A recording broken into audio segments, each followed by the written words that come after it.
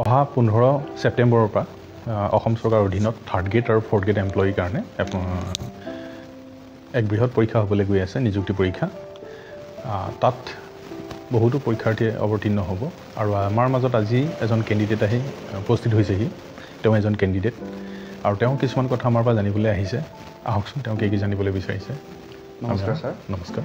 মই এজন আগন্তুক হ'বলগীয়া ADRE পৰীক্ষাৰ এজন শিক্ষাৰ্থী হিচাপে মই আপোনাক দুটামান কথা জানিব বিচাৰিছোঁ। যিহেতু মই আগন্তুক 15 তাৰিখে পৰীক্ষাত বহিম, গতিকে মই এজন পৰীক্ষাৰ্থী হিচাপে সেই পৰীক্ষা হলত যে সোমাম তাৰ আগত মই কি ধৰণৰ সঁজুলিখিনি মোৰ লগত লৈ যাব পাৰিম বা কি ধৰণৰ সঁজুলি মই লগত নিয়াটো মানা আছে, সেই সম্পৰ্কে আপুনি অকণমান ভালকৈ বুজাই ক'ব নেকি? নিশ্চয়। ইতিমধ্যে এই সংক্ৰান্তত SOP অসম চৰকাৰে জাৰি কৰিছে, কি নিব পাৰিব, কি নোৱাৰিব। প্ৰথমতে মই কৈ দিওঁ কি নিব নোৱাৰিব। পৰীক্ষা হললৈ এজন কেণ্ডিডেটে কি বস্তু নোৱাৰিব। 1 নম্বৰতে হ'ল মোবাইল ফোনটো আনকি ছুইচ অফ কৰিও নিব নোৱাৰিব 1 নম্বৰতে।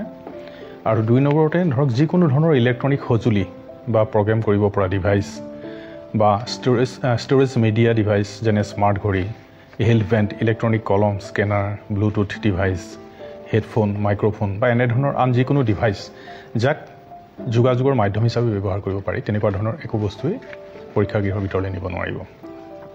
তাৰপিছত তাৰ উপৰিঞ্চি যেনে কেলকুলেটৰ, পেন ড্ৰাইভ, কাগজৰ টুকুৰা ইত্যাদি। তাৰপিছতে ৰিডিং মেটেৰিয়েলছ, কোনো ধৰণৰ কিতাপ পত্ৰ এইবিলাকতো নিব নোৱাৰিবই। আৰু যিকোনো আনফেয়াৰ মিনছ হিচাপে ব্যৱহাৰ কৰিব পৰা বস্তু, তেনেকুৱা ধৰণৰ একো বস্তুৱেই নিব নোৱাৰিব। এইখিনি নিব নোৱাৰিব। এইখিনিতে ছাৰ আপোনাক জনাব বিচাৰোঁ, আপুনি এতিয়া ধুনীয়াকৈ বুজাই দিলে যে আমি পৰীক্ষা হললৈ কি নিব নালাগে। এতিয়া মই আপোনাক সুধিম যে আমি এজন পৰীক্ষাৰ্থী হিচাপে আমি কি লগত লৈ যাব লাগিব? নিশ্চয়, ঠিকেই। কিছুমান বস্তুটো নিবই লাগিব পৰীক্ষাগৃহলৈ। তাৰো SOP জাৰি কৰিছে চৰকাৰে, কি নিব পাৰিব। ধৰক এডমিট কাৰ্ডটো নিবই লাগিব। এডমিট কাৰ্ডৰ উপৰিও পৰীক্ষা কেন্দ্ৰৰ ভিতৰলৈ নিবলৈ অনুমতি দিয়া বস্তুবোৰ হৈছে যেনে নীলা বা ক'লা বল পেন, ব্লু বা ব্লেক হ'ব লাগিব, পেঞ্চিল, ৰাবাৰ, স্কেল ইত্যাদি। আৰু পৰিচয় পত্ৰ, আইডেণ্টিটি কাৰ্ড লাগিব। আৰু প্লাষ্টিক কাৰ্ড যেনে debit card, credit card, driving licence, এনেকুৱা ধৰণৰ। আৰু এটা মিনিমাম এটা কেছ এমাউণ্ট মিনিমাম। এইখিনি এজন কেণ্ডিডেটে এক্সাম হললৈ নিব পাৰিব। তাৰ লগতে ছাৰ যিখিনি আইডেণ্টিটি কাৰ্ড বুলি ক'লে তাৰ ভিতৰত আমি আধাৰ কাৰ্ড, পেন কাৰ্ড, নিশ্চয় এইখিনি কৈছেই নহয়। কিন্তু আৰু এটা কথা দেই, খুব ইম্পৰ্টেণ্ট কথা আমি মনত ৰাখিব লাগিব।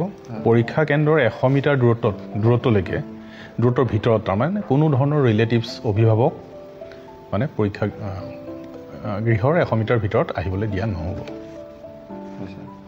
এইখিনি। বহুত ধন্যবাদ থাকিলে ছাৰ, আপুনি ইমান ধুনীয়াকৈ আমাক এক্সামটোৰ বিষয়ে বুজাই দিলে। আৰু এইখিনি যদি ভংগ কৰে তাৰ কাৰণে আইনগতভাৱে ব্যৱস্থাও লোৱা হ'ব। ইতিমধ্যে এই সংক্ৰান্তত